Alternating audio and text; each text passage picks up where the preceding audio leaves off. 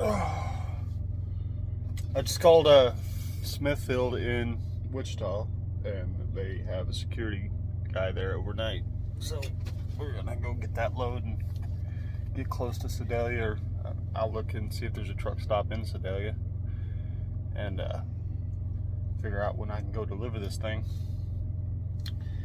The load information says it's by appointment only, and the appointment's for 9 a.m. Monday morning. So it's almost Thursday. It's like 11 o'clock on Wednesday.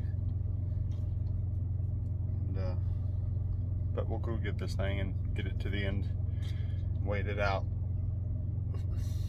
Oh, easy morning, Pupper Loves. Hi, buddy. Oh, goodness.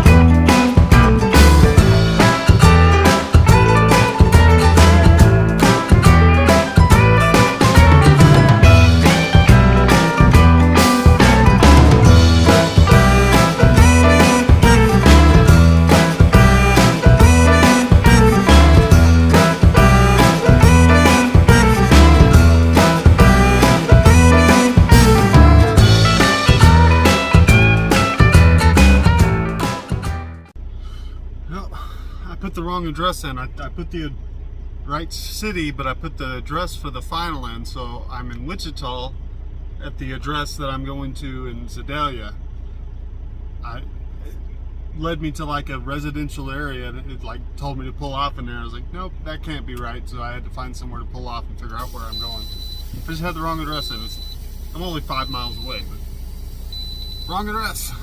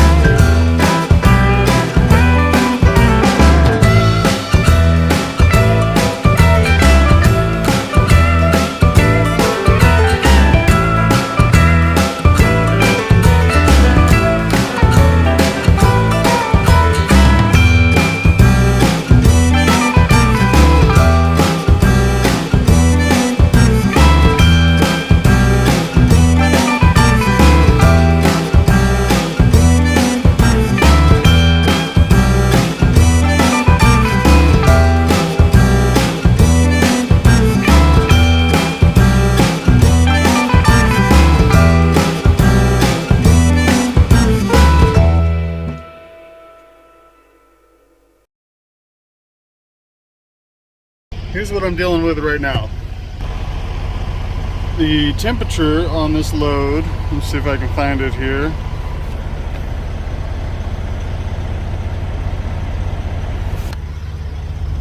Hooked up to the trailer.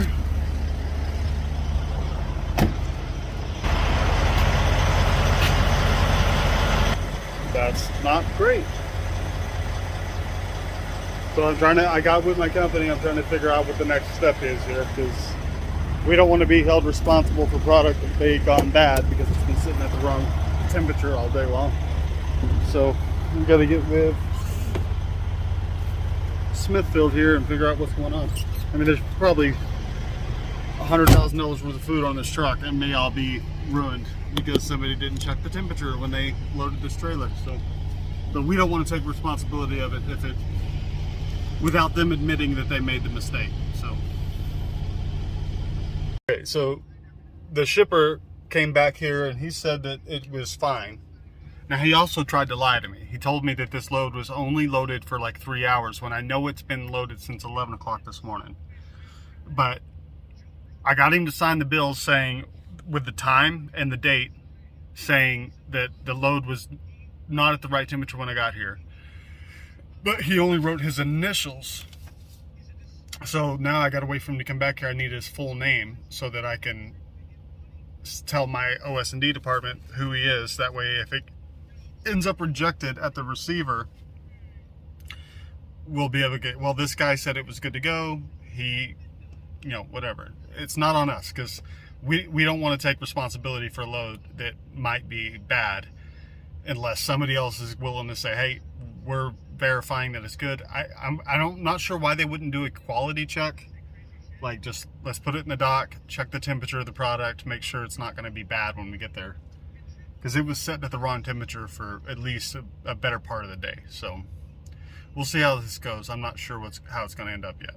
I wish I could record, but I'm on private property, right? So I can't just record them without request, and believe me, he's not giving me permission today.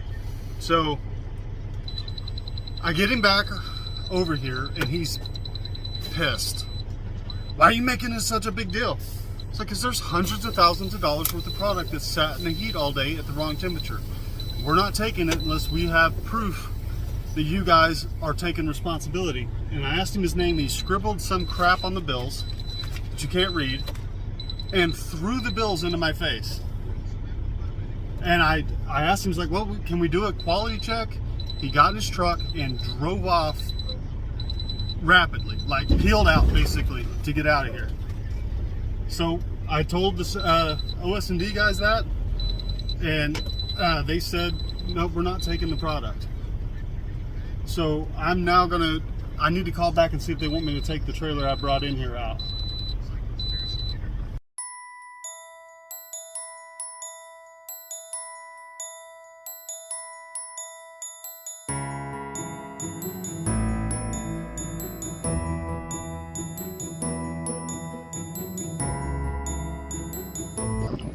Yeah, I'm just gonna grab the trailer I brought in and head down to Springdale. I'm gonna get it washed out in Joplin. They don't have a load for me yet, but they're like, there's no sense in having me sit here all day because they're probably not gonna get anything done on this until tomorrow or the next day. So we're just gonna go do some deadheading tonight. About 5 hours down to Springdale from here, and I gotta get stopped in Joplin to get it washed out.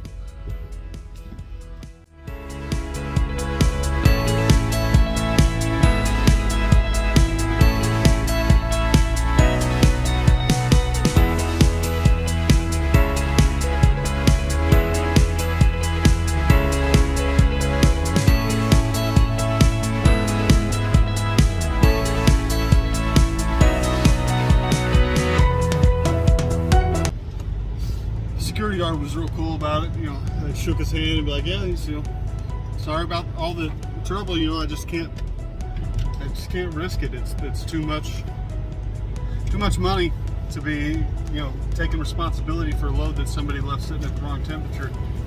And, you know, if everybody behaved the way he wanted me to behave, people would be getting sick. You know, as far as I know, there's salmonella and all that now because it's been sitting for so long. And if I didn't do my job and make sure that, you know, the product was, you know, safe, then it's on me. You know, I'm not going to be responsible for a bunch of people getting sick because somebody else didn't want to take responsibility. You need to do a quality check, and he just ignored me and didn't want to do it. So sorry, we're not taking the load. It's that simple. You know, we're dealing with life and death stuff here. You know, salmonella is a big deal. It kills people all the time, and meat products is mostly where that stuff comes from. He's like, oh, you know, it's hard salami, it shouldn't be a problem. It's like, well, it's not all hard salami. There's ham and all kinds of stuff. It also, there's temperature requirements for a reason. Like, it says 26 degrees because that's what's safe to keep it at. in transit. It's like it's been sitting here all day, and he tried to lie to me. He tried to tell me it was only loaded for a couple of hours, and I knew better because I checked on it this morning when I got empty, and it was out, it was already loaded at 11 o'clock this morning. And he tried to straight up lie to me and tell me that the load wasn't loaded but an hour or two ago. I was like, no, that's not true. And he kind of argued with me a little bit. It's like, I called and checked on it this morning, it was loaded this morning. We know for a fact it has been on that trailer loaded at the wrong temperature since 11 o'clock this morning. It's now 2:45 in the morning. They just changed the temperature a couple of minutes ago. I didn't touch the temperature because I didn't want to, them to deny anything, so I just left it sitting where it was at until they came out. And he changed the temperature and just wanted me to take it. And it's like, man, that's really bad practices. It's like you make a lot of people sick because you don't want to take responsibility for your actions, or whoever made the mistake. I doubt it was even him that made the mistake. He just happened to be here, didn't want to deal with it. It's like, you can't have that in the food industry, man. People need to be a little more responsible. So turn right on it didn't get past me. That's all I can do.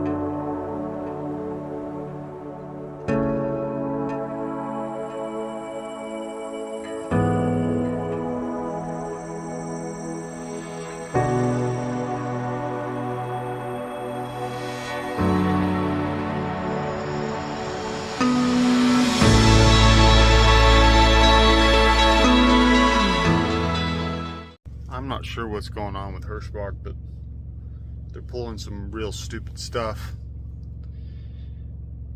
So when I got here this morning, my load that I was on didn't pick up, wasn't going to pick up, or due to pick up until 2000. See, Friday night. It's 2200 Thursday night right now, and they completely changed the load to where they have a load sitting down there waiting on me right now. So I got like 4 hours of sleep this morning, and I got up and I was going to stay up most of the night so I could sleep most of the day tomorrow, so that I would be fresh and awake for my load. And now I got to go get this thing and get it down the road a ways. So I told him, it's like, well, you know, I planned my sleep time for the load that I was on. So it's like, I'll go get this thing. I'm awake. It's not a big deal. I'll go get it. But I'm only going to get a few hours in. I'm not going to be able to run all night. I've been up since, 3 o'clock this afternoon. It's 10 o'clock at night. I'll go get the thing, get a couple hours down the road, and then take another break and get it delivered on time. But I don't like when they do crap like that. It's like, it's another one of those things that's a constant struggle with the trucking industry. Dispatchers seem to think that truck drivers are like computers, and we can just, when we're parked, just be shut down, and whenever they decide to have us roll, we'll be able to get up and work 14-hour day, no problem. Doesn't work like that. It's like, I gotta plan my sleep time around the load, and then you switch loads 24 hours earlier than it was originally supposed to pick up. It's like, that's gonna be a problem for me. It's like, I'll go get the thing and I'll get it down the road a ways, but I'm not getting many miles in today. It's just not gonna happen. I'll get as far as I feel like going. If I can continue driving to start to feel drowsy or anything, I'll just keep going. But I don't know why they do stuff like that. It's every company I've ever worked for does it. Hirschbach had been pretty good about it up until this week, and all of a sudden this week, this is like the third time in a row that my load is switched in the middle of my break, and I don't know, it's frustrating.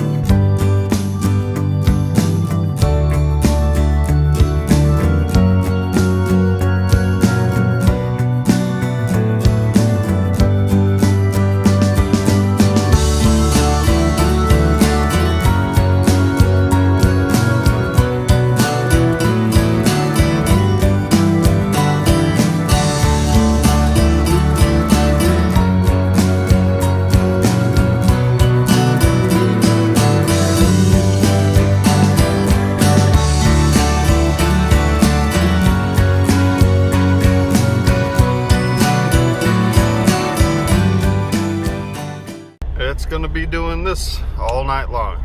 I looked at the weather. This weather pattern is gonna follow me basically the whole way to Louisville, Kentucky. So, fun.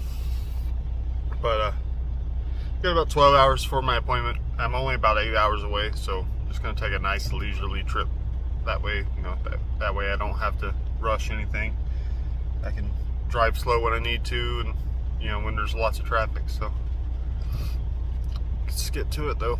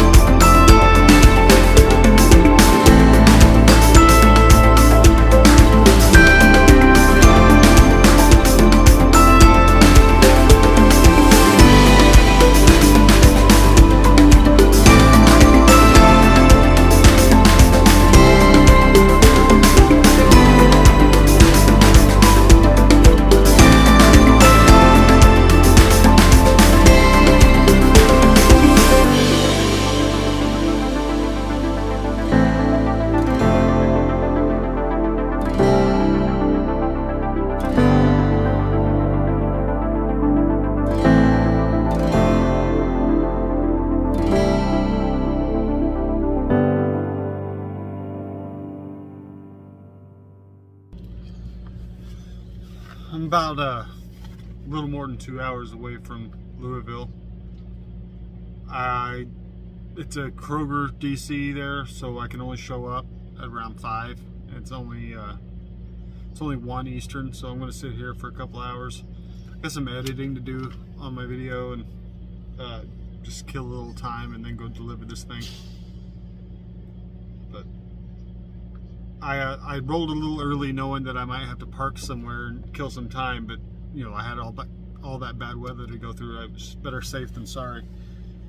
So it's better to get here early and then have to kill time than put it to the last second and have to struggle through all that bad weather and end up being late or not at all. So I'm ahead of the storms now. I think I'm a good hour and a half, 2 hours ahead of it, so it might catch up to me a little bit before I leave out of here, but I'll be driving right back out of it, and then it'll catch up to me again by the time I get to Louisville. Because I was on the other side of St. Louis when I kind of drove out of the storm, and I'm 3 hours past St. Louis now. So hopefully it'll stay behind me and I don't have to deal with it again tonight until I get down at Kroger. But I'm just gonna kill a little time here. I hate to do it this way, but I'm gonna have to upload this video as long as it is, because it's already almost or a little over 30 minutes now, and I haven't even gotten to Louisville So I don't want this thing to be 45 minutes long. So I'm going to end this one off here and then start a new one when I roll out of here in about another hour. Spend an hour and a half editing. And I took out most of the time-lapse stuff, but I tried to keep in a lot of the cool like sunset stuff and at least enough time-lapse that you kind of see the path that I'm on. I try to cut out a lot of the boring stuff of just like driving down the road at night without completely eliminating like this is the path I went on. Nothing really interesting happened. I try to cut it out, you know, other than just like a few seconds here or there so you can see where I was at. But then you know, that we had that awesome sunrise yesterday morning. I didn't want to cut any of that because it was pretty. So I'm just going to cut this one here and then start a new one because I don't want the thing to be 45 minutes long. So.